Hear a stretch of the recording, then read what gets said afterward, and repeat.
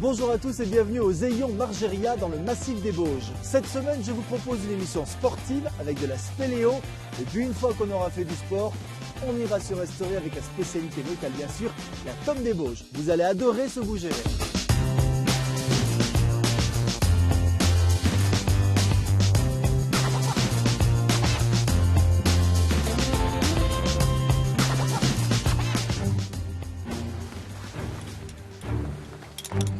Ah merde, j'ai crevé.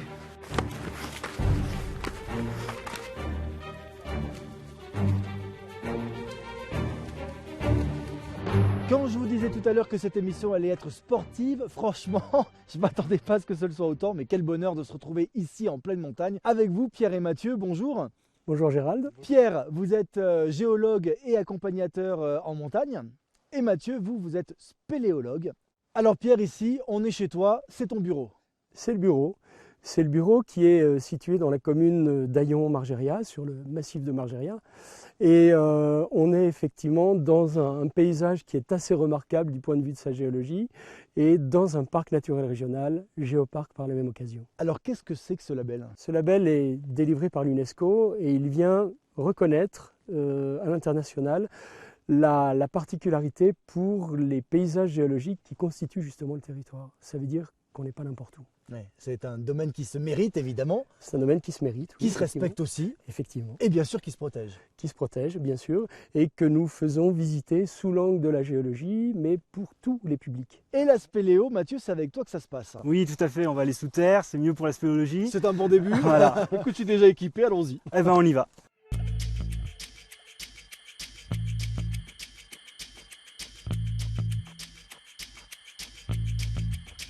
Bon Mathieu, je suis équipé. Collection hiver 2015 prêt. Qu'est-ce qu'on fait? Eh ben là on va rentrer dans un des géosites du Géoparc, qui est la Tanne du Névé.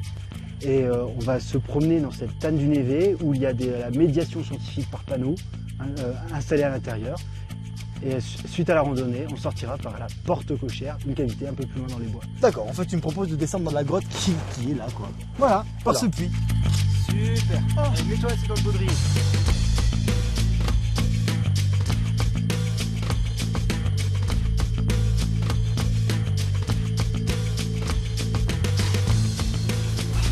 Oh là là.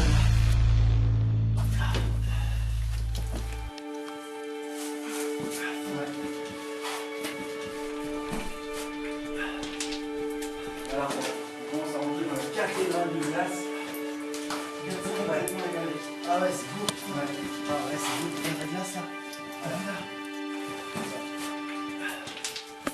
Et là, c'est un panneau explicatif sur les rudistes. Les rudistes ont 115 millions d'années.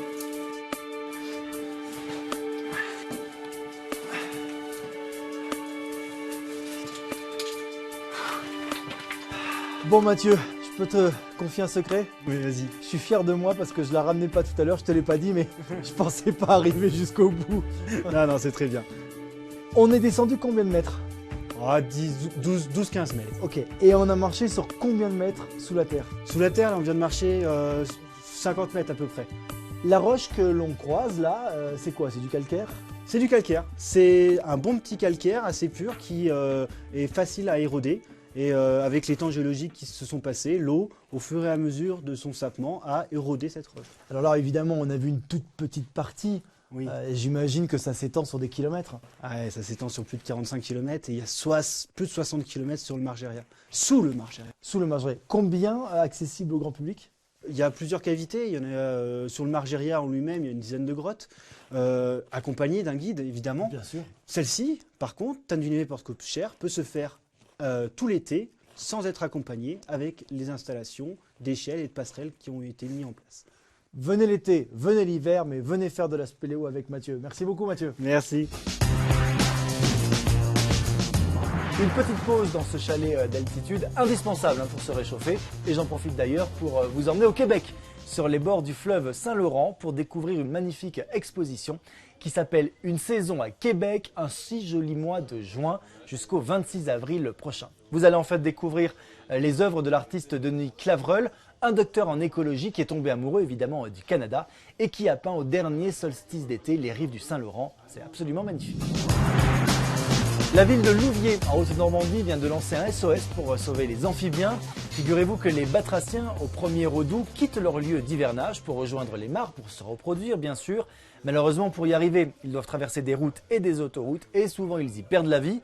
La LPO, la Ligue de protection pour les oiseaux, a décidé de les sauver en réalisant une grande sensibilisation du public du 7 au 28 mars prochain. Vous pouvez d'ailleurs y participer.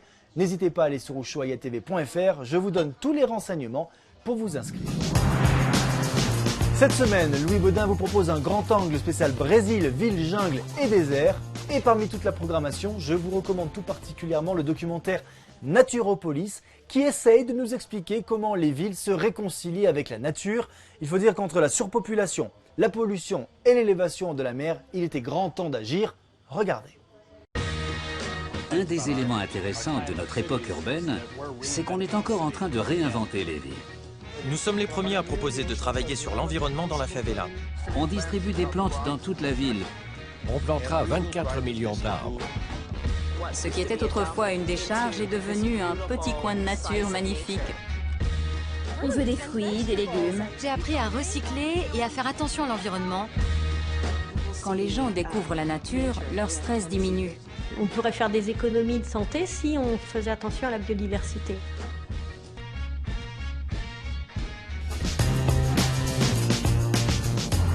Voici certainement le moment que je préfère dans cette émission parce que la spécialité fromagère du Massif des Bauges, c'est bien sûr la tome des Bauges. Attention, d'appellation d'origine protégée. Et pour en goûter de très très bonnes, il faut venir ici à la fromagerie du Val d'Aillon, dans le village d'Aillon-le-Jeune. Et on est chez vous ici, Jacques. Bonjour. Bonjour. Alors Jacques, faites-moi rêver tout de suite. Comment ça se prépare une bonne tome? Une bonne tome, donc ça se prépare avec d'abord un lait de très bonne qualité, donc le lait de la commune d'Aillon-le-Jeune, produite par les vaches de race locale, avec de l'herbe l'été, du foin l'hiver uniquement. Et après, donc tous les jours, on travaille tous les jours pour que le lait soit de la meilleure qualité possible. Les personnes qu'on voit là, elles sont en train de séparer le sérum, c'est ça, du lait caillé. Donc là, on était dans la phase de moulage, donc qui permet de former la tome et d'enlever donc le sérum ou le potilet pour garder vraiment que le fromage qui va poursuivre sa vie après dans la cave pendant 5 à 6 semaines. 5 à 6 semaines d'affinage pour avoir une bonne tome. C'est le minimum pour avoir une tome qui a du goût, un goût pas trop prononcé, mais un bon goût déjà fruité, très fruité. C'est le caractéristique de la tome des Bauges quand même, le fruité, c'est très, très important. Il y a 2 autres fromages. Depuis 97, je fais une pâte persillée, donc le Val bleu. Et donc après le fromage, là on n'a qu'un petit bout parce que c'est une meule qui fait 40 kg. Donc 55 cm de diamètre, 16 cm de haut. Donc ça c'est une pâte cuite qu'on appelle le Margeria, qui est une pâte cuite type Beaufort. C'est un fromage qui a vu la neige de l'hiver dernier, celui-là.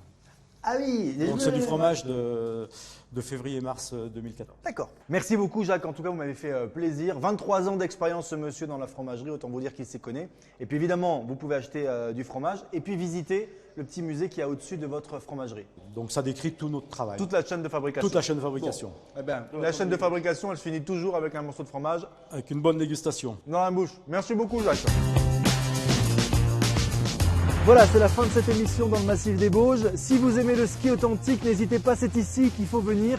Il n'y a même pas de canon à neige sur les pistes, ça n'est que de la neige naturelle. En même temps, regardez, il n'y en a pas besoin. À la semaine prochaine. Ciao.